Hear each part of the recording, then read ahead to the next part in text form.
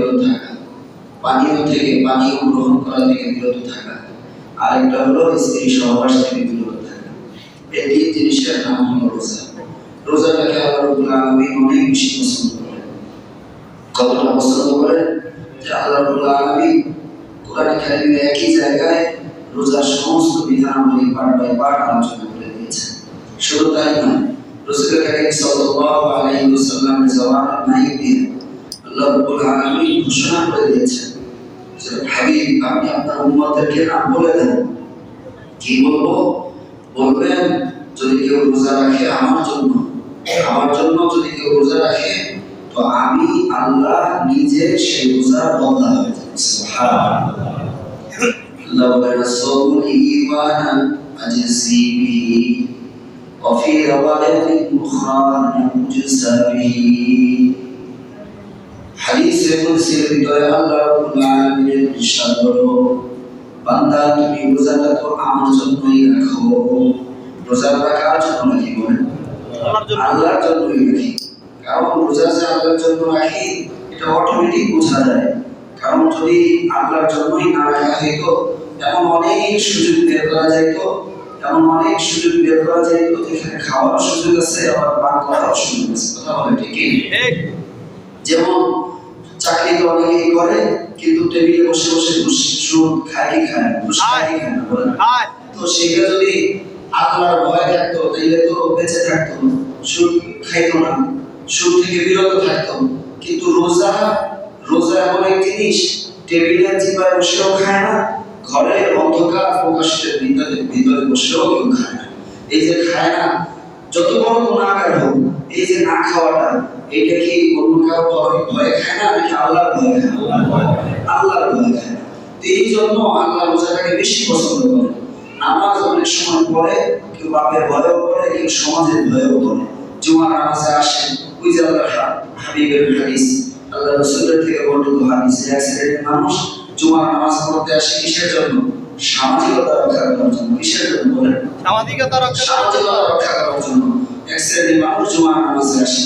তো এই যে সামাজিকতা রক্ষা করার জন্য জুমার নামাজে আসে, এটা কি আল্লাহর ভয়ে আসে না সমাজের ভয়ে আসে? সমাজের ভয়ে আসে। কিন্তু রোজাটা অনেকে না রাখলেও, যে রাখে না, সে সমাজের ভয়ে পর্দা লাগিয়ে খায়। কথা বলেন ঠিক? পর্দা লাগিয়ে খায় সমাজের ভয়ে। রোজা রাখে না, সমাজটাকে দেখবে, তো সে সমাজের ভয়ে পর্দা লাগিয়ে খায়। কিন্তু যারা রোজা রাখে, তারা আসলে মনের ভিতরে কিঞ্চিত হইলেও রবের ভয় থাকে, যার কারণে নামাজ না পড়লেও রোজাটা ছাড়ে না। এই জন্য রব রোজাটাকে অনেক পছন্দ করে রব বলতেছেন যে এই রোজা, এটা তো তুমি বান্দা আমার জন্যই রাখতেছো, তুমি বুঝে রাখো আর না বুঝেই রাখো, তুমি কিন্তু মূলত রোজাটা আমার জন্যই রাখতেছো। তো আমার জন্য যেহেতু তুমি রোজাটা রাখতেছো, তো আমি নিজ হাতে এর প্রতিদান দেব। সুবহানাল্লাহ। এক হাদিসে বলতেছেন, এক রিওয়ায়াত অনুযায়ী, এক বর্ণনা অনুযায়ী বলতেছেন যে আমি নিজ হাতে প্রতিদান দেব। ওয়া ফি রিওয়ায়াতিন উখরা, অন্য এক রিওয়ায়াত অনুযায়ী রব বলেন, আনা মুজসাবি, বান্দা আমি নিজ হাতে প্রতিদান দেব এমন নয়, বরঞ্চ আমি রব নিজেই রোজার প্রতিদান হয়ে যাব। সুবহানাল্লাহ। আরে রব যদি কারো হয়ে যায়, রোজার মাধ্যমে যদি রবকে আপনি আমার করে নিতে পারি, রব যদি কারো হয়ে যায়, তো যার হাতে সবকিছু, যিনি দেন সবকিছু, যিনি করেন সবকিছু, সেই যদি আমার হয়ে যায়, এমপি যদি আমার হয়ে যায়, মন্ত্রী যদি আমার হয়ে যায়, এটা আমাকে ঠেকায়। কি বলেন? এই এলাকার নেতা যদি আমার হয়ে যায়, এই এলাকার যিনি এমপি হবেন, তিনি যদি আমার হয়ে যায়, তাহলে 10 মিনিট জমি তাকে খাইবে কিংবা জবরদখল করে নিতে আমার কোনো বাধা আছে না? কথা বলছেন। যদি ক্ষমতাশালী কেউ আমার হয়ে যায়, প্রধানমন্ত্রীর সাথে যার সরাসরি কানেকশন, প্রধান উপদেষ্টার সাথে যার সরাসরি কানেকশন, তার বাধা কোথায়? তো যদি প্রধান উপদেষ্টাও যিনি প্রধান, প্রধানমন্ত্রীও যিনি প্রধান, নেতাও যিনি নেতা, সেই রব যদি কারো হয়ে যায়, তাহলে তার আর কোনো কিছুতে বাধা কোথায়? কি বলে? তার কোনো কিছুতে বাধা আছে না, তার কোনো দুনিয়াতে সমস্যা থাকে না। আল্লাহ বলেছে রোজাটা তুমি রাখো, আইয়াম মাদুদা, বান্দা অল্প কিছুদিন রোজাটা তুমি রাখো। তুমি যদি রাখো, কেন রাখবা? রাখবা তো এই কারণেই যে কুতিবা আলাইকুমুস সিয়াম, আমি রোজাটা তোমাদেরকে ফরজ করে দিয়েছি এই কারণেই রাখবা। যদি রাখো তাহলে হবে কি কি হবে? তো আল্লাহ বলেন লাআল্লাকুম তাত্তাকুন, আমি না তোমাদেরকে মুত্তাকি বানাবো। সুবহানাল্লাহ সুবহানাল্লাহ যে বললাম মুত্তাকি হওয়ার কারণে, তো মুত্তাকি হইলে লাভটা কি? হায় হায় হায়, মুত্তাকি হইলে যে কত লাভ, হাজারো আয়াত দিয়ে বলা যাবে যে মুত্তাকি হইলে কত লাভ। বলেন ইন্নাল্লাহা লামা'আল মুত্তাকিন, ইন্নাল্লাহা লামা'আল মুত্তাকিন। বান্দা যদি তুমি মুত্তাকি হয়ে যাও তাহলে তুমি জেনে রাখো নিশ্চয়ই আমি রব তুমি বান্দার সাথে আছি। সুবহানাল্লাহ। মুত্তাকি হয়ে গেলে রব আমার আপনার সাথী হয়ে যাবে, সঙ্গী হয়ে যাবে। শুধু তাই নয়, আল্লাহ বলেন তুমি বিপদে পড়ছো, তোমার রিজিকের সম্ভব, তোমার রিজিকের সংকীর্ণতা দেখা দিয়েছে, ওয়ায়ারযুকহু মিন হাইথু লা ইয়াহতাসিব, রিজিক তোমার কাছে কোন জায়গা থেকে আসবে তুমি কল্পনাও করতে পারবে না। সুবহানাল্লাহ। যদি মুত্তাকি হয়ে যাই, যদি মুত্তাকি হয়ে যাইতে পারি, মুত্তাকি হওয়ার কয়েকটা কোর্স আছে, মুত্তাকি বানানোর কয়েকটা কোর্স আছে। আল্লাহ রাব্বুল আলামিনের কাছে তিনটা কোর্স আছে মুত্তাকি হওয়ার। তার মধ্যে একটা হলো শর্ট কোর্স, আরেকটা হলো মিডিয়াম শর্ট কোর্স, আরেকটা হলো লং কোর্স। কয়টা কোর্স? তিনটা কোর্স। একটা হলো একেবারে শর্ট কোর্স, সেটা হলো কেউ কারো ঈমান ছিল না, তো ঈমান নিয়ে আসলো তো বান্দা মুত্তাকি হয়ে গেল। সুবহানাল্লাহ। ঈমান ছিল না, ঈমান নিয়ে আসলো, রবের দরবারে এই বান্দা মুত্তাকি হয়ে গেল। তো আল্লাহ তার পিছনের গুনাহগুলো মাফ করে দিবেন। সে যদি এখন মারা যায় তো এই মুত্তাকি হওয়ার কারণে রব তাকে জান্নাত দিয়ে দিবেন। সুবহানাল্লাহ। কিন্তু একেবারে শর্ট কোর্স। দ্বিতীয় আরেকটা কোর্স ছিল মিডিয়াম শর্ট কোর্স, সেটা হলো মাহে রমজান। উলামায়ে হযরত বলেন মাহে রমজানের এই 30টা 29টা বই ট্যাবলেট, এটা যদি কেউ যথাযথভাবে সেবন করে, যেভাবে সেবন করা ওইভাবে যদি সেবন করে, 5টা জিনিস দিয়ে যদি সেবন করে, মাহে রমজানে আমাদের দায়িত্ব কয়টা বলেন? 5টা দায়িত্ব। দিনের বেলায় রোজা রাখা, রাতের বেলায় তারাবি পড়া। কয় রাকাত? 2টা। কয় রাকাত? 20 রাকাত। 20 রাকাত নাকি 8 রাকাত? 20 রাকাত। 20 রাকাত না 8 রাকাত? 20 রাকাত। তারাবি কয় রাকাত? 20 রাকাত। সবাই বলেন 20 রাকাত। সবাই বলেন 20 রাকাত। তারাবি কয় রাকাত? 20 রাকাত। 20 রাকাত। কেউ যদি বলে তারাবি 8 রাকাত, সহিহ হাদিসে দোহাই দিয়ে যদি কেউ বলে সহিহ হাদিসে আছে তারাবি 8 রাকাত, তাহলে বলবেন সহিহ হাদিসটা একটু নিয়ে আয়, কোন জায়গায় আছে, কোন সহিহ হাদিসে আছে, তুমি সহিহ হাদিসটা নিয়ে আমাদের ইমাম সাহেব হুজুরের কাছে আসো, তারপরে হুজুরকে দেখাও যে ভাই এই সহিহ হাদিসে তারাবি 8 রাকাত লেখা আছে, তো আমরা সবাই মিলে 8 রাকাত করব। কি বলেন? আমাদের সহজ হবে না? হবে। হুজুর 12 রাকাত থেকে তো পাইছেন। এই যে হুজুর আপনারা তো পড়েন, অনেক সময় শরীরে কষ্ট লাগে, তো ঠিক আছে আজকে তারাবিটা মিস করি, এই সুযোগ আপনাদের আছে। কিন্তু যারা ইমাম সাহেব তাদেরকে এই সুযোগ আছে না, তাহলে 20 টাকা দিয়ে পড়াইতে হবে, তো তারাও একটু সুযোগ পায়। যদি 8 টাকাতেই হয়ে থাকে তারা দিন আমরা 20 টাকা করতে যাবো কোন দিকে? সবাই কথা কি বুঝতেছেন? ঠিক। মূলত যে হাদিস দিয়া বলে যে এই হাদিসে আছে তারাবি 8 টাকা সহিহ হাদিস, এই হাদিসটা তো সহিহ, লেকিন ওই হাদিসটা মূলত তারাবির হাদিস।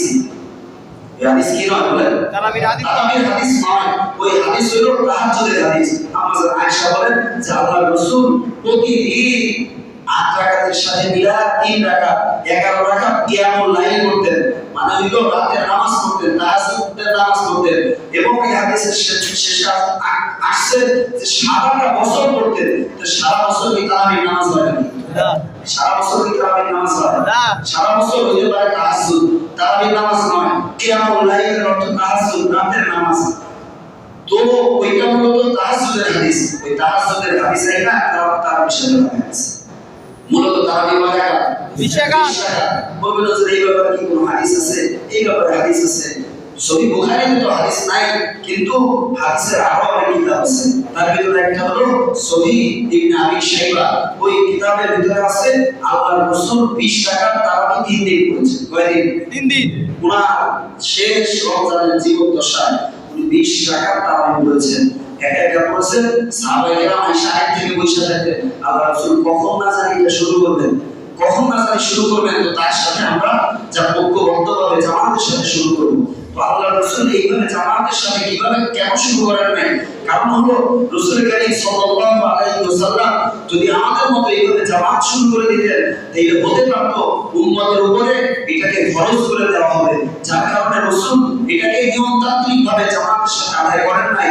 পাশে যদি উম্মতের উপরে এটা ফরজ করে দেওয়া হয়, অনেক আল্লাহ রাসূলের তো আল্লাহ থেকে এই জ্ঞান এসেছিল যে ভবিষ্যতে উম্মত এতটা দুর্বল হতে পারে যে সারাদিন রোজা রাখার পরে রাতে 20 টাকা তারাবি পড়া অনেকের জন্যই এতটা কষ্টসাধ্য হয়ে যাবে, বিশেষ করে ঘরের মহিলাদের জন্য বাচ্চা সামলানো, আবার এই 20 টাকা তারাবি পড়া, আবার ইফতারি বানানো, আবার সাহারি তৈরি করা, এটা তাদের জন্য অনেক কঠিন হয়ে যাবে যদি খরচ করে দেওয়া হয়। আর যদি তাদের দ্বারা কোনো অবস্থাতে ছুটে যায় এটা আমার উম্মত গুনাহগার হবে। এই জন্য রাসূল নিয়মতান্ত্রিক জামাতের মাধ্যমে তারাবি নামাজ আদায় করেন। কথাটা কি ক্লিয়ার? না কোনো বেজার আছে? বুঝতে পারছেন? এরপরে আসে সাহাবায়ে কেরামের জামানা। সাহাবায়ে কেরামের জামানা প্রথমে যার জামানা ছিল তিনি কে? আবু বকর সিদ্দিক রাদিয়াল্লাহু তাআলা আনহু। রাসূলের পরে প্রথম খলিফা আবু বকর সিদ্দিক রাদিয়াল্লাহু তাআলা আনহু। ওনার খেলাফতের মূল স্ট্রাকচার ছিল, মূল থিওরি ছিল এটা, মূল গঠনতন্ত্র ছিল এটা যে রাসূলের জামানায় যা হয়েছে তার থেকে অতিরিক্ত কোনো কিছু আমার জামানায় আমি করব না।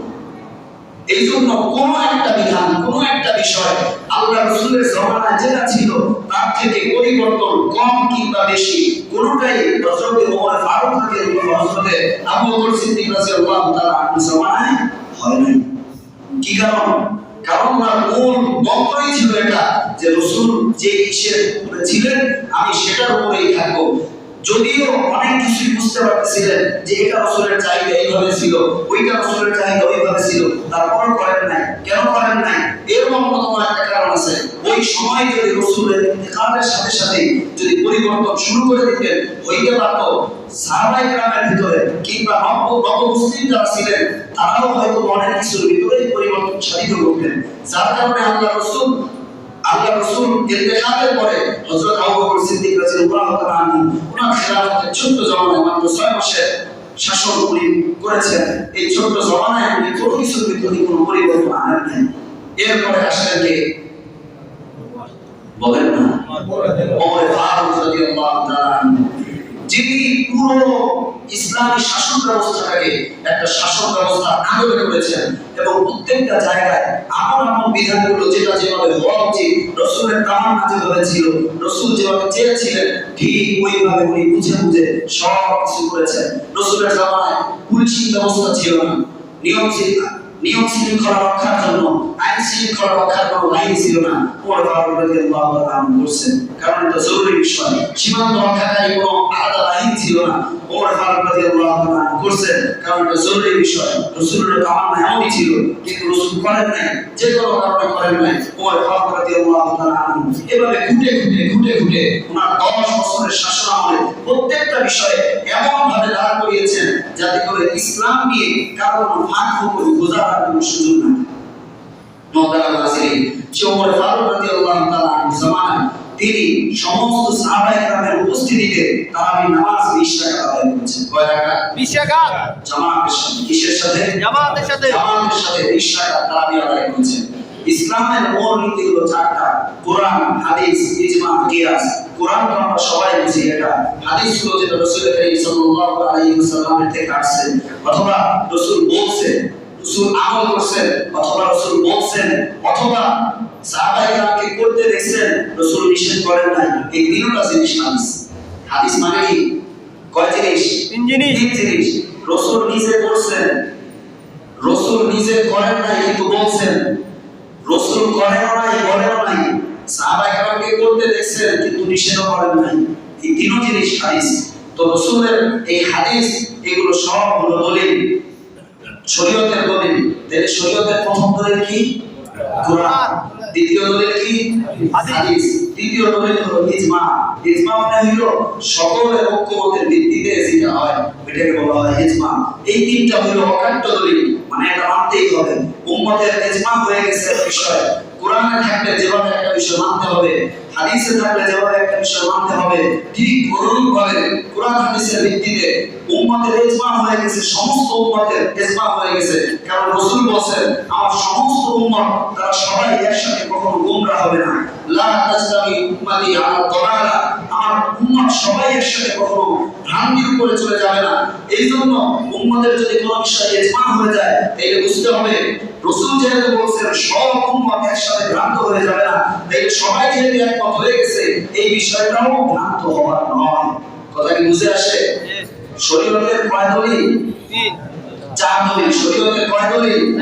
চার দলিল। মানে ইসলামের কোন বিধান যে সাব্যস্ত হবে এই চারটা দলিলের যে কোনো একটার মাধ্যমে অথবা এর দুইটার মাধ্যমে অথবা চারটার মাধ্যমে সাব্যস্ত হইতে পারে, অথবা শুধু একটার মাধ্যমেও সাব্যস্ত হইতে পারে। কোরআনের মাধ্যমে যেমন সাব্যস্ত হইতে পারে, হাদিসের মাধ্যমে সাব্যস্ত হইতে পারে, উম্মতের ইজমার মাধ্যমে সাব্যস্ত হইতে পারে। এই তিনটা হলো অকাট্য দলিল, এগুলো ভেদ করার কোনো সুযোগ নাই। চতুর্থ আরেকটা দলিল আছে, সেটা হলো কিয়াস, তথা সামনে কিয়ামত কবে সংঘটিত হবে, আর কত বছর পরে কিয়ামত সংঘটিত হবে আপনাদের কি জানা আছে? না। কিয়ামত পর্যন্ত তো অনেক বিষয় এমন আসবে যেটা রাসূলের জামানায় ছিল না। যেমন ইনজেকশন রাসূলের জামানায় ছিল নাকি? না, ছিল না। এখন ইনজেকশন আসছে, এখন রোজা রেখে ইনজেকশন দেওয়া যাবে কি যাবে না, এই মাসআলা বের করবে কে? কিয়াস। কে বের করবে বলেন? কিয়াস। আর কিয়াস করবে কে? উম্মতের যারা মুহাক্কিক মুদাক্কিক ওলামায়ে কেরাম তারাই কিয়াস করবে, নাকি আমি আপনি সবাই কিয়াস করব? না। এই যে বলি সাহেব দাম বরাকাত উনি খুব চমৎকার একটা কথা বলেন, বর্তমান সমাজে কিছু মূর্খ পণ্ডিত আছে। কি পণ্ডিত? মূর্খ পণ্ডিত। মূর্খ পণ্ডিত। মূর্খ কেন? মূর্খ এই কারণে যে কোনো জ্ঞান গরিবা কিছুই নাই, কোনো পড়াশোনা নাই, শরীয়ত বলতে কিছুই বুঝে না, কোনোদিন পড়াশোনাও করে না, কোনো শরীরটাও করতে পারে না, আরবিও জানে না। কিন্তু কিছুদিন পরে সৌদি আরব অথবা কুয়েতে গেছে, এখন গিয়ে ওই জায়গায় দেখে দেখে অনেক কিছু শিখছে, এখন সে পণ্ডিত হয়েছে। এটা হলো মূর্খ পণ্ডিত। এরকম সমাজের ভিতরে অনেক মূর্খ পণ্ডিত আছে যে আয়সা আপনাকে বিভিন্ন বিষয়ে কিয়াস করবে, যে অমুক জায়গায় এটা দিয়েছে, তমুক জায়গায় এটা দিয়েছে, অমুক বড় আলেম এটা বলেন। তো এই কিয়াস নয়, এটাকে কিয়াস বলে না। কিয়াস বলা হয় কোরআন ও হাদিস থেকে মূলনীতি নিয়ে সেই মূলনীতির সাথে সামঞ্জস্য রেখে অন্য নতুন কোনো বিষয়ে বিধান আবিষ্কার করা, সেটা হলো কিয়াস। এই কিয়াস এটা অকাট্য নয়। যদি শরীয়তের কোনো বিধানের সাথে সাংঘর্ষিক না হয় তখন কিয়াস গ্রহণযোগ্য, যদি কোনো বিষয়ের সাথে সাংঘর্ষিক হয়ে যায় তখন আর কিয়াস গ্রহণযোগ্য নয়। তো শরীয়তের যেই দলিল নেওয়া যাবে কয় বিষয়ের মাধ্যমে? চার বিষয়ের মাধ্যমে। তার ভিতরে একটা হলো ইজমা। তো সাহাবায়ে কেরামের ইজমা হয়ে গেছে, সাহাবায়ে কেরাম সবাই এই ব্যাপারে একমত ছিলেন যে তারাবি নামাজ হবে কয় রাকাত? 20 রাকাত। ওনারা পড়েছেন, ওনাদের লেখা এই তাবেঈরা পড়েছেন, তার লেখা এই তাবেঈরা পড়েছেন। এইভাবে সকল উম্মতের ইজমা ছিল যে তারাবি নামাজ হবে 20 রাকাত। শুধু তাই নয়, চারটা মাযহাব যে আছে শাফি, হানাফি, মালিকি, হাম্বলি, চার মাযহাবের চার ইমামের মতে তারাবি নামাজ হবে 20 রাকাত মাআল জামাতের সাথে। সবার ঐক্যমত এই বিষয় ছিল যে তারাবি নামাজ হবে 20 রাকাত। এখন নতুন করে যদি কেউ বলে যে তারাবি নামাজ হবে 8 রাকাত, এটা মানার কোনো সুযোগ নাই। আর এর সুনির্ধারিত কোনো দলিল নাই। ওই তাহাজ্জুদের হাদিসকে এই তারাবি হাদিসের সাথে আইনাজম করা হয়, এটা সম্পূর্ণ ভুল এবং ভ্রান্তিমূলক কথা। যদি কারো কোনো সমস্যা থাকে, আজকে আমার সমস্যা আমি পড়তে পারলাম না, পড়তে পারি নাই, আমি রোগাক্রান্ত, আমি অসুস্থ, আমি দুর্বল দাঁড়ায় পড়তে না পারেন, বসে পড়তে পারতেছেন না, তাহলে আপনি পড়েন না। কিন্তু দিনের ভিতরে আবার এই আকীদা পোষণ করেন না যে তারাবি 8 টাকা, তাহলে জিন্দেগিতেও কোনোদিন 20 টাকা পড়া তাওফিক আপনার হবে না। কথা বলেন ঠিক কি না? কারণ আপনার দিন মেনে নিয়েছে যে তারাবি হলো 8 টাকা। তো এখন প্রত্যেকদিন 8 টাকা আসার পরেই শয়তান আপনার মনে করা দেয় যে আপনি তো দুর্বল, সারা দিন রোজা রাখছেন। ওই কথা কি বুঝতেছেন? শয়তান আপনাকে মনে করা দেয় 6 টাকার পরে যে আছে 2 টাকা, আমার তো আজকে শরীরটা ভালো না, তাই ঠিক আছে আজকে আমি যাই। হুজুর তো কইছে যে আপনার শরীর খারাপ থাকলে লাগে 8 টাকা দিন। কথা কি বুঝে আসে? আমি কিন্তু দলিল না, কিন্তু দলিল কোরআন, হাদিস, ইজমা, কিয়াস। এই দলিলের ভিত্তিতে আপনি যেটা পাবেন সেটাই করবেন। তাহলে তারাবি নামাজ কয় রাকাত? 20 রাকাত। এটা আজকে কেন বললাম? কারণ মোটামুটি ভাঙাভাঙি শুরু হয়ে গেছে নাকি? মসজিদে আস্তে আস্তে কমতে শুরু হয়েছে না? তো এই যাতে না কমে, যে আমলগুলো আল্লাহ রাব্বুল আলামিন হায় হায় সাহাবা একরাম তো রমজানের সাথে এমন ভাবে মিশে থাকতেন যেমন এইভাবে শরবত আর চিনি মিশে যায়। ওই কথা কি বুঝতেছেন? শরবত আর চিনি যেভাবে মিশে যায়, আলাদা করার কোনো সুযোগ থাকে না।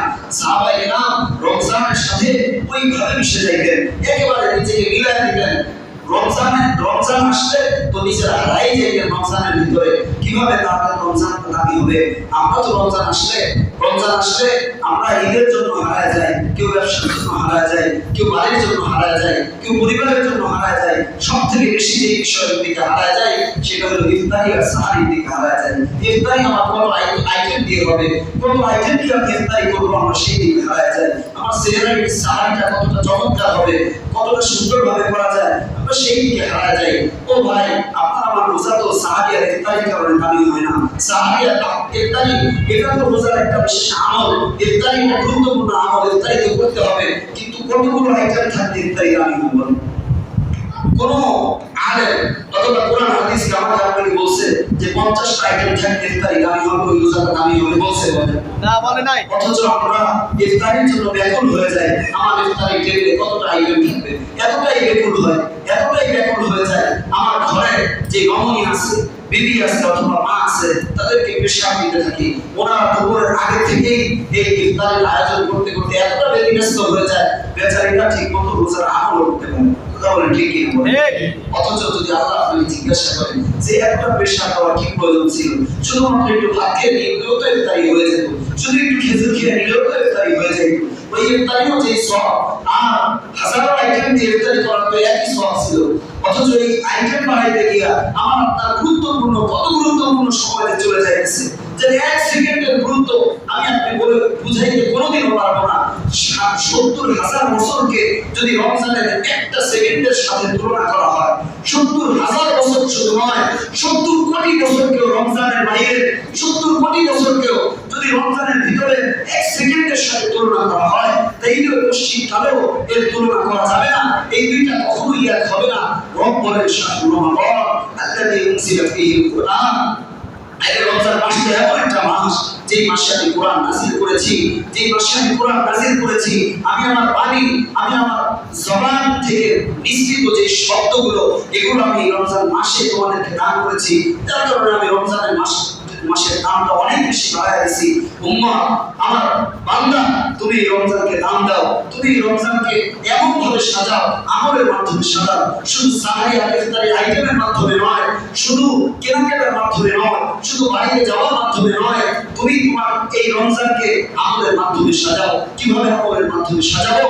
সারাটা দিন যেমন রোজা রাখবো, রোজা রেখে কোনো ধরনের গুনাহ করা যাবে না, কোনো ধরনের গুনাহ আমরা করব না।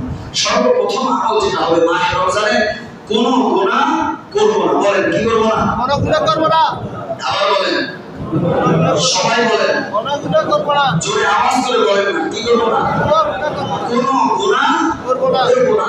মিথ্যা বলব না, গীবত করব না। এটা না করলে কি আবার সারি হজম হয়? গীবত যদি না করে তাহলে সারি হজম হয় না। এটা তো হজম না, হজমের ট্যাবলেট। কি বলেন?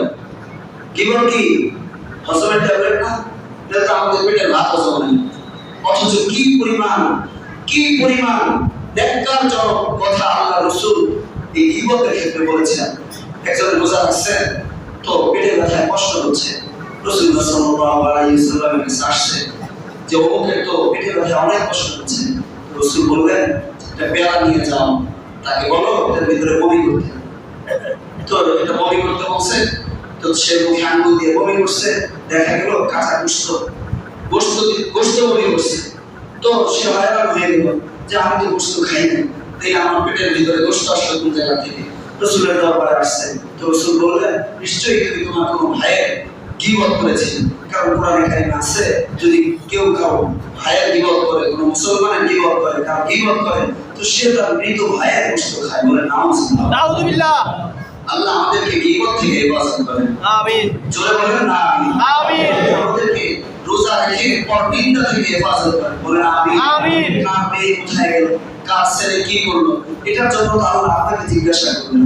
যদি এমন কোনো গুনাহ কেউ করে, সামাজিক গুনাহ যেটার কারণে সমাজ বিনষ্ট হয়, তাহলে সামাজিকভাবে সেটা একটা প্রতিকার করা যেতে পারে। কিন্তু আপনি অমুকের কাছে তমুকের কাছে বলে বেড়াচ্ছেন, এতে করে আপনার আত্মমর্যাদা বোধ যেমন ক্ষুণ্ণ হচ্ছে, সমাজের পরিবেশও তেমন নষ্ট হচ্ছে। বরঞ্চ কারো কোনো সন্তান, কারো কোনো ভাই যদি অন্যায় করে থাকে এবং সেটার দ্বারা যদিও সমাজ অনেক সময় নষ্ট না হয়, কিন্তু আপনার এই ছড়ানোর দ্বারা সমাজ নষ্ট হয়ে যায়। এই জন্য এভাবে ছড়াবেন না। প্রয়োজনে সামাজিকভাবে বসে একটা সুন্দর সিদ্ধান্ত দিবে, যাতে করে আমাদের সমাজ নষ্ট না হতে পারে। সমাজ নষ্ট হতে দেওয়া যাবে না। সেটা সমাধানকারী থেকে বলেন আর অন্যায়কারীর দ্বারা বলেন। অন্যায়কারীর দ্বারা যেমন এইভাবে সমাজ নষ্ট হতে দেওয়া যাবে না, সমাধানকারী যে থাকবে তার দ্বারাও সমাজ নষ্ট হতে দেওয়া যাবে না। এমন অনেক সমাধানকারী আছে কিনা যে সমাজ বিনষ্ট করে? আছে না নাই বলেন? আছে তো। কোরআনে কারিমে আল্লাহ বলেন, হ্যাঁ, আলা ইন্নাহুম হুমুল মুফসিদুনা ওয়ালাকিন লা ইয়ালামুন। ওরা বলে যে ক্বালু ইন্নামা নাহনু মুসলিহুন, আরে আমরা মূলত সমাজকে কি করি? সংশোধন করি, ঠিক করি। কিন্তু রব বলতেছেন আলা ইন্নাহুম হুমুল মুফসিদুন, যে না, এরাই মূলত সমাজের ভিতরে বিশৃঙ্খলা সৃষ্টি করে, অথচ ওরা নিজেরা জানে না যে ওরা সমাজে বিশৃঙ্খলা সৃষ্টি। আল্লাহ আমাদেরকে এই শ্রেণী হওয়া থেকে হেফাজত করেন। আমিন। এটা দিন দিন খুব বেড়ে যাচ্ছে। সমাজের ভিতরে কিছু পাতিনেতারা পয়দা হইতেছে, এমন ভাবে পয়দা হইতেছে যে এরা সমাজকে বিনষ্ট করতেছে। আমাদের সমাজ আমাদের ঠিক রাখতে হবে, বলেন ইনশাআল্লাহ। ইনশাআল্লাহ। সমাজকে ঠিক রাখার অন্যতম মূল মাধ্যম হলো কোনো গুনাহ করব না। বলেন কোনো গুনাহ করব না। আপনা থেকে আপনা গুনাহ সমাজকে নষ্ট করে দেয়, ছোট থেকে ছোট গুনাহ সমাজকে ধ্বংস করে দেয়। তো ভাই, গুনাহকে বলা হয়েছে তো আগুন। গুনাহ আগুন। এটা যদি কোনো পরিবারে লাগে, এটা কোনো ব্যক্তির শরীরে লাগলে যেমন ভাবে ব্যক্তি পুড়ে যায়, আগুন কোনো পরিবারের ভিতরে লাগলে যেমন ভাবে ওই পরিবার ধ্বংস হয়ে যায়, আগুন কোনো সমাজের ভিতরে লাগলে যেমন ভাবে ওই সমাজ পুড়ে ছারখার হয়ে যায়। গুনাহতে এমন এক আগুন, যখন কোনো ব্যক্তি করে তো ওই ব্যক্তি তো ধ্বংস হয়ে যায়, পুড়ে ছারখার হয়ে যায়। যখন কোনো পরিবারের দ্বারা সংগঠিত হয় তো ওই পরিবারও বিনষ্ট হয়ে যায়। যখন সামাজিকভাবে গুনাহ ছড়িয়ে যায় তখন ওই সমাজ ধ্বংস হয়ে যায়। কারণ রব এটাকে আগুনের সাথে তুলনা করেছেন। এই জন্য সবার আগে আমাদের গুনাহ থেকে বাঁচতে হবে। গুনাহ থেকে যেমন বাঁচবো, একটা রোজাও সেই সাথে ছাড়বো। বলে ইনশাআল্লাহ।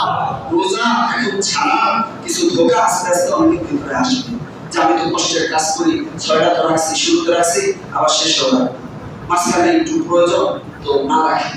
এটা তারাবির মতো না যে আমার প্রয়োজন আমি ছেড়ে দিলাম, যা বলা হলো মাথা পেতে দিলাম। তো রোজা আল্লাহ রাব্বুল আলামিন যেহেতু বলছে আল্লাহ রুজি যাবি, রোজার প্রতিদান আমি হয়ে যাব। আপনি যখন রোজার দ্বারা আল্লাহকে প্রতিদান হিসেবে দিতে পারবেন না, তো আল্লাহকে আপনার উপর নারাজ হবেন না। কি হবে? রোজা রাখার দ্বারা যেমন অনেক বেশি প্রতিদানের কথা আল্লাহ বলছেন, নিজ হাতে প্রতিদান দেওয়ার কথা বলছেন, নিজে প্রতিদান হয়ে যাওয়ার কথা বলছেন, ঠিক অনুরূপ ভাবে আপনি যদি রোজা না রাখেন, তাহলে তো আল্লাহ রাব্বুল আলামিন শাস্তিটাও ঠিক নিজ হাতে দিবেন। শাস্তিটাও কিন্তু নিজ হাতে দিবেন, রোজার প্রতিদান নিজ হাতে দিবেন। এর দ্বারা আমরা যেমন শুধুমাত্র সওয়াবের আশা না করা উচিত যে আমি ভালো করে রোজা রাখছি তো আল্লাহ নিজের হাতে প্রতিদান দিবেন। আল্লাহ বলেন as-সাওমু লি, রোজা আমার জন্য, তুমি যদি রাখো তাও আমার জন্য, না রাখলে সেটাও আমার জন্য। তোমার এই রোজার প্রতিদান আমি দিব, রাখছো এর প্রতিদান আমি জান্নাত দিব, রাখো নাই এর প্রতিদান আমি জাহান্নাম দিব। কি এটাই তো হওয়া উচিত হাদিসের তরজমা, নাকি বলেন? শুধু সওয়াবের কথা বললাম, গুনাহের কথা বললাম না। রোজা রাখবেন না, গুনাহ হবে না, এই চিন্তা করেন না। রোজা না রাখার শাস্তি আল্লাহ স্বয়ং নিজ হাতে দিবেন। কারণ এটা রাখার প্রতিদান, এটা রাখার যে সওয়াব, ওইটা যেমন নিজ হাতে দিবেন, এটা না রাখার পিটনিটাও নিজ হাতে দিবেন। এই জন্য বলেন ইনশাআল্লাহ একটা রোজা ছাড়বো না। বলেন ইনশাআল্লাহ। অনেক সময় এমন হয়ে যায় ভোর রাত্রে খাওয়ার জন্য উঠতে পারি না, সাহায্যের জন্য উঠতে পারি না, সময় শেষ হয়ে যায়। হয় কি হয় না? অনেকের পরে প্রশ্ন, না খেয়ে রোজা রাখা যাবে কিনা? না খেয়ে রোজা রাখাতে কোনো সমস্যা নেই। ইচ্ছাকৃত যদি না খেয়ে রোজা রাখেন তাহলে মাকরুহ হবে।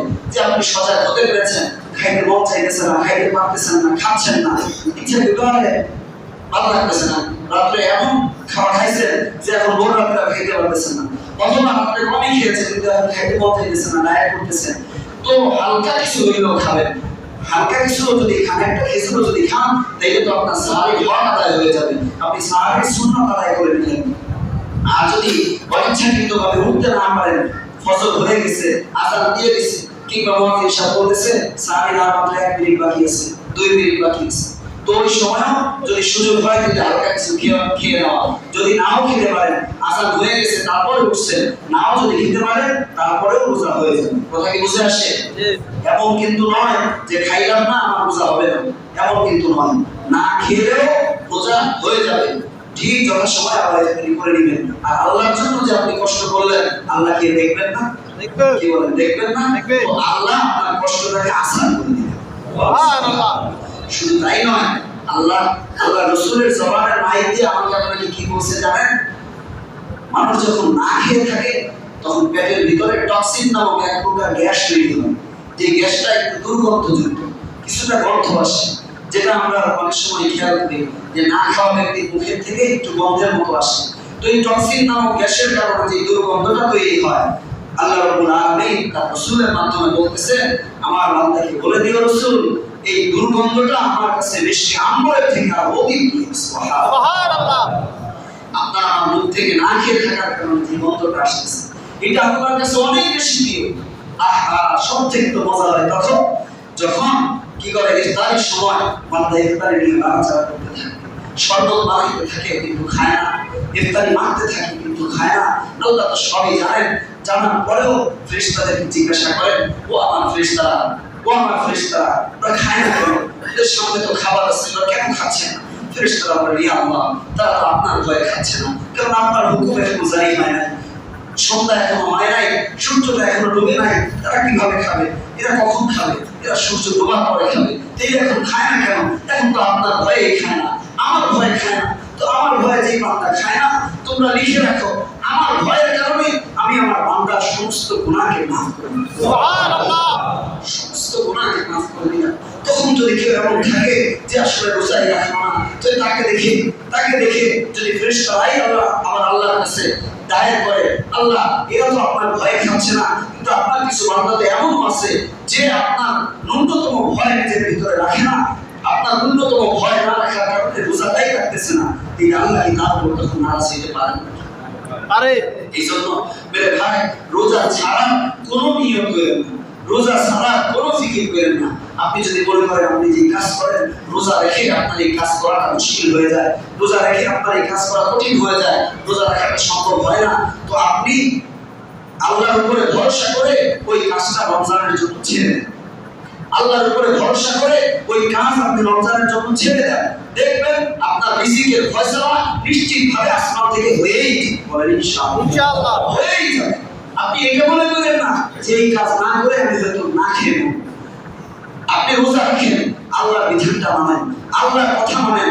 আপনি যদি আল্লাহর জন্য কিছু করেন তো আল্লাহ আপনার জন্য আরো অনেক বেশি করবেন। ঠিক বলেন? আপনি আল্লাহর জন্য ওই কাজ ছেড়ে দেন, আল্লাহর জন্য রোজা রাখতে শুরু করেন, তো আল্লাহ আপনার সমস্ত বন্দোবস্ত করে দিবেন। আপনি যদি আল্লাহর জন্য তাকওয়ার গুণ অর্জন করেন, তো আল্লাহ তো কোরআনে কারিমে বলেই দিয়েছেন, ওয়া ইয়ারযুকহু মিন হাইথু লা ইয়াহতাসিব। বান্দা, তুমি রিজিকের জন্য পেরেশান হয়ে তুমি তোমার কাজে চলে গেছো, রোজা রাখতেছো না, তো তুমি প্রয়োজনে তোমার কাজ বন্ধ করে দাও, তোমাকে আমি এমন জায়গা থেকে রিজিক দিব তুমি বান্দা নিজের কল্পনাও করতে পারবে না। সুবহানাল্লাহ। এইজন্য মেরে ভাই, রোজা ছাড়া ফিকির যেন কারো ভিতরে না আসে, বলেন ইনশাআল্লাহ। তারাবি 8 রাকাত করার ফিকির যেন কারো ভিতরে না আসে, বলেন ইনশাআল্লাহ। তারাবি 20 রাকাত করব তো ইনশাআল্লাহ, রোজা রাখবো তো ইনশাআল্লাহ। সেই সাথে সাথে কিছু আমল বেশি বেশি করব, জিকির করব বেশি বেশি, কালামে পাকের তেলাওয়াত করব বেশি বেশি। আপনারা যারা তেলাওয়াত পারেন না, তেলাওয়াত শেখার চেষ্টা করেন। তেলাওয়াত অনেক বেশি না পারেন, সূরা ফাতিহা তো সবাই পারে নাকি বলেন, সূরা ইখলাস তো পারে, কুল হুয়াল্লাহ সূরা তো পারে নাকি বলেন, হাতে চলতে এগুলো তেলাওয়াত করতে থাকবো আর তেলাওয়াত শিখতে থাকবো। কিছু জিকির এর ব্যাপারে হাদিসে পাকের ভিতরে আসছে যে এই জিকিরগুলো বেশি বেশি করা। 4টা জিকিরের ব্যাপারে আসছে। কয়টা জিকির? 4টা জিকির রমজানে বেশি বেশি করার ব্যাপারে আসছে। তার ভিতরে প্রথম হলো লা ইলাহা ইল্লাল্লাহ তথা কালিমা আছে, দ্বিতীয় হলো ইস্তিগফার তথা আস্তাগফিরুল্লাহ, তৃতীয় হলো আসআলুকাল জান্নাহ। কি বললাম? আসআলুকাল জান্নাহ। চতুর্থ হলো ওয়া আউযু বিকা মিনান নার। আসআলুকাল জান্নাহ ওয়া আউযু বিকা মিনান নার। 4টাকে আমরা মিলায় একসাথে করব। লা ইলাহা ইল্লাল্লাহ, আস্তাগফিরুল্লাহ, আসআলুকাল জান্নাহ ওয়া আউযু বিকা মিনান নার। সবাই বলেন লা ইলাহা ইল্লাল্লাহ আস্তাগফিরুল্লাহ আসআলুকাল জান্নাহ ওয়া আউযু বিকা মিনান নার। লা ইলাহা ইল্লাল্লাহ আস্তাগফিরুল্লাহ আসআলুকাল জান্নাহ ওয়া আউযু বিকা মিনান নার। সারাদিন যদি আমরা জবানে এটা জারি রাখি, যখন প্রয়োজন ব্যবসা করতেছি, কাস্টমার আসছে তো কাস্টমারের সাথে কথা বলতেছি, কাস্টমার বিদায় দিতেছি, কাস্টমার নাই তো এই জিকিরগুলো করা যায় না ভাই? কি বলেন, যায় না? আমি অন্য কাজ করি তো কাজের ফাঁকে যখন আমার মন দর্শন থাকে, কারো গীবত না করে, কারো শিকায়ত না করে, পরনিন্দা না করে, অযথা গল্প না করে, অযথা গল্প করা এটাও গুনাহ। কি বললাম বলেন? এটাও অযথা অযথা যে কোনো কাজ, যে কোনো কথা এটাও গুনাহ। এজন্য অযথা কথা ছেড়ে দিব, অযথা কাজ ছেড়ে দিব। মাহে রমজানকে আমল দিয়ে সাজাবো। মাহে রমজানে কোনো একটা সুন্নত ছাড়বো না, কোনো একটা ফরজ ছাড়ার তো প্রশ্নই আসে না, কোনো নফল আমরা ছাড়বো না। বলি ইনশাআল্লাহ। কোনো ফরজ ছাড়বো না, কোনো সুন্নত ছাড়বো না। যারা ছাড়বে তারা বুঝেছেন। আরে নিয়ত তো করেন, নিয়ত করার সাথে সাথে মঞ্জুরি আল্লাহ রাব্বুল আলামিনের ওখানে হয়ে যায়। বলেন ইনশাআল্লাহ। এইজন্য বলি কোনো ফরজ ছাড়বো না, দিনের রোজা ছাড়বো না, রাতের তারাবি ছাড়বো না, তাহাজ্জুদ করার চেষ্টা করব। কি করব বলেন? তাহাজ্জুদ করার চেষ্টা করব। হায় হায়, সারা বছর তো এই সাহারির এই ভোর রাত্রের সময়টা অনেক সময় আমাদের ওঠার সুযোগ হয় না, অনেকের তো কখনোই ওঠার সুযোগ হয় না, কিন্তু রমজানকে কেন্দ্র করে এখন আমরা ইচ্ছা না থাকলেও উঠে যাচ্ছি। উঠতেছি কি উঠতেছি না বলেন? তো এই সময় যদি তাহাজ্জুদের 2 রাকাত পড়া যায়, তাইলে তো এটা রবের কাছে অনেক বড় পছন্দের হবে। এই সুযোগকে মিস করা যাবে না। বলেন ইনশাআল্লাহ। ইনশাআল্লাহ। ইনশাআল্লাহ। যারা এই 6 দিন করি নাই, আজকে থেকে স্টার্ট করব, এরকম নিয়ত কে করলাম বলেন? আল্লাহ সবাইকে তৌফিক দান করুন। আমিন। তাহলে তাহাজ্জুদ করব তো সারে আগে ইনশাআল্লাহ, অথবা পরে, সারে আগে অথবা পরে, আযানের আগে আমরা 4 রাকাত তাহাজ্জুদ করব। আর আল্লাহর কাছে দোয়া করতে থাকব, আল্লাহ এই যে তাহাজ্জুদ পড়াইলেন, জিন্দেগিতে কখনো যেন আমার তাহাজ্জুদ মিস না হয়। এই দোয়া করব ইনশাআল্লাহ। তাইলে রোজা ছাড়বো না, তারাবি ছাড়বো না, তাহাজ্জুদ ছাড়বো না, সারাদিন জিকির ছাড়বো না, জিকির ছাড়বো না, কোরআন কারীমের তেলাওয়াত ছাড়বো না, আর কিছু না পারি অন্তত হাত দেওয়া সূরা ফাতিহা, সূরা ইখলাস। কি বলেন ইনশাআল্লাহ? এই তো বলতে পারবো আল্লাহ আমি যা পারছি তাই তেলাওয়াত করছি, জিকির আমি যেটা শিখেছি ওই জিকিরটা আমি করেছি, এবং কিছু কাজ থেকে নিজেকে হেফাজত করবো যেটা খুব বেশি হয়। তার ভিতরে একটা হইলো পরনিন্দা, গীবত করব না। কি বলেন? করব না ইনশাআল্লাহ। সমাজ বিনষ্ট হয় এমন কোনো কাজ করব না, কোনো ভাইয়ের হক মারব না। আরে বলেন না, বলেন না, সমস্যা কি? বলতে কি সমস্যা আছে? না। আপনি নিয়ত করতে থাকবেন তো আল্লাহ আপনার নিয়তের ভিতরে বরকত দিয়ে দিবেন। কারো উপরে জুলুম করব না ইনশাআল্লাহ। ইনশাআল্লাহ। হাত উঠায় ওয়াদা করছি না, আমার সাথে কেমনে বলেন ইনশাআল্লাহ। ইনশাআল্লাহ হাত উঠায় ওয়াদা করলাম ভাই, রোজা নামাজ ঠিক করিয়া মরতে চাই সবাই। বলেন ইনশাআল্লাহ। সবাইকে তৌফিক দান করুন। আল্লাহ রমজানটাকে রমজানের মতো করে সাজানো